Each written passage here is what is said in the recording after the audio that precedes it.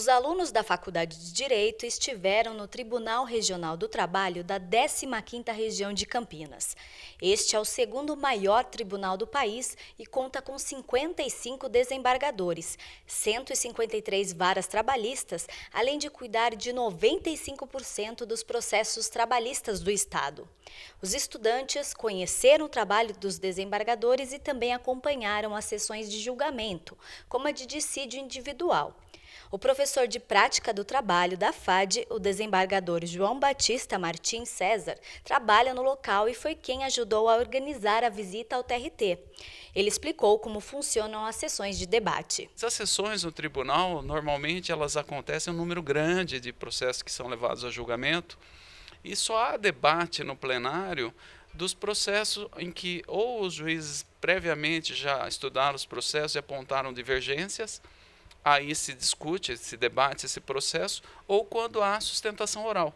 Da importância dos alunos terem visto essa sustentação oral e, nos casos onde haja de fato interesse de seus clientes, se inscreverem para fazer a sustentação oral, de modo que os seus processos sejam efetivamente debatidos pelos desembargadores, porque se não houver inscrição para a sustentação oral, os processos são julgados, como nós falamos, em lote, em bloco.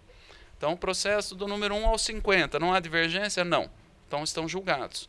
Aqueles processos em que há inscrição para sustentação oral, daí serão debatidos, ou os processos em que, eventualmente, ocorra já uma divergência entre um desembargador e outro. Aí também será debatido ali na sessão. O volume de trabalho do tribunal é imenso. Para se ter uma ideia, no ano passado, 345 mil processos trabalhistas foram analisados, sendo 311 mil casos solucionados.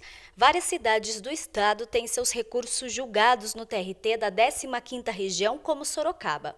Um exemplo foi a greve dos motoristas do transporte urbano da cidade no início do mês de junho. Os motoristas reivindicaram direitos trabalhistas, como aumento do vale-refeição, participação nos lucros e resultados e contratação de mais agentes de bordo. O Tribunal Regional do Trabalho teve participação importante nas negociações da paralisação. Não conseguimos chegar a um denominador comum, mas obtivemos de ambas as partes, dos empresários que não ia ter retaliação por esse dia de paralisação e dos servidores, dos funcionários das empresas de ônibus, a suspensão da greve. Outro assunto que os alunos puderam debater com os juristas foi a reforma trabalhista, que começou no fim do ano passado com 7 artigos e terminou em abril deste ano com mais de 200 dispositivos alterados da CLT. Foram incluídas diversas emendas ao projeto inicial que atendem à classe empresarial. O projeto de lei foi aprovado rapidamente na Câmara dos Deputados e está correndo no Senado. O juiz do trabalho e livre docente da USP, Jorge Luiz Souto Maior, explicou as mudanças que vão ocorrer a partir da aprovação da reforma trabalhista.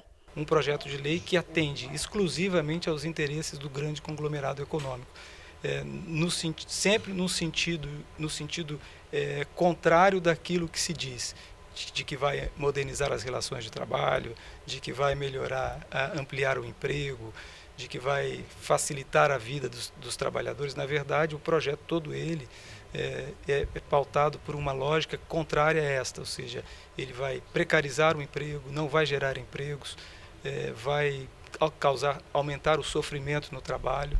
Aumentar o sofrimento significa aumentar acidentes do trabalho, aumentar situações de assédio no trabalho, situações de doenças profissionais, situações de dano moral, ou seja, há uma expectativa de completo desmonte da rede de proteção social por meio deste projeto, se ele vier a ser aprovado. Além dele, outros juízes e desembargadores são contra a reforma trabalhista. O desembargador José Pedro de Camargo Rodrigues de Souza contou sobre um dos pontos negativos da reforma trabalhista.